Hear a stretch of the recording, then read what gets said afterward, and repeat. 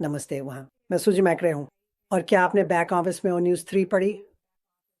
ओह ऐश, ये एक बार फिर से बहुत अच्छी तरह लिखा गया है और मैंने वहाँ इस्तेमाल किए गए शब्दों से बहुत-बहुत गहरा अर्थ लिया।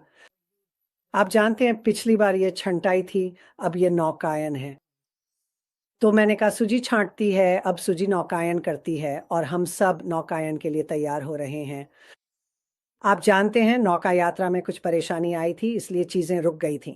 जहाज़ डूबा नहीं था, शायद उसमें थोड़ा पानी आ गया था लेकिन पानी निकाल दिया गया।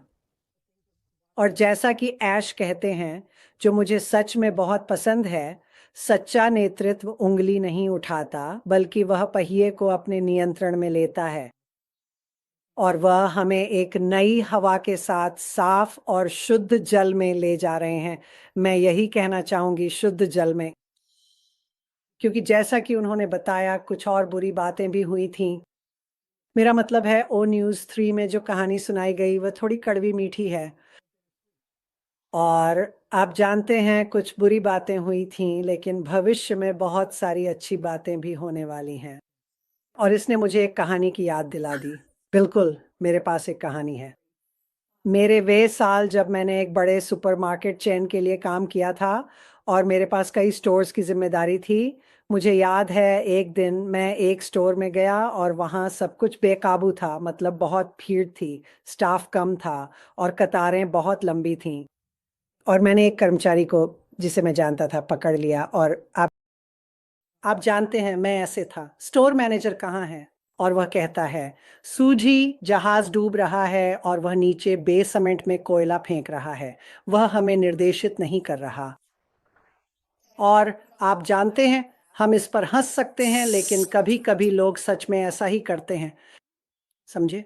वे अपनी आँखों पर पट्टी बाँध लेते हैं और कोयला फेंकने या पानी बाहर निकालने लगते हैं ताकि जहाज़ न डूबे, बजाय इसके कि वे एक सच्चे नेता बनें, स्टीयरिंग व्हील पकड़ें, चीज़ों को नियंत्रण में लें और सभी को सही दिशा में आगे बढ़ने में मदद करें। और यही ऐश ने किया है और वह हमें ये बता रहे हैं, समझे? आगे सब कुछ सुचारू रूप से चलेगा। तो जब मैं पिछले कुछ दिनों से इसके बारे में सोच रहा था, तो मुझे क्रिस्टोफर क्रॉस का गाना सेलिंग भी याद आया। ये एक बहुत ही प्यारा गाना है और मैं इसकी एक पंक्ति पढ़ने जा रहा हूँ और आज मैं आपको इसी के साथ छोड़ूँगा और ये आशा और शांति से भरा हुआ है। ये कहता है, रुकिए, मुझे ये सुनिश्चित करने दीजिए कि मैं इसे यहाँ पढ़ सकता हूँ।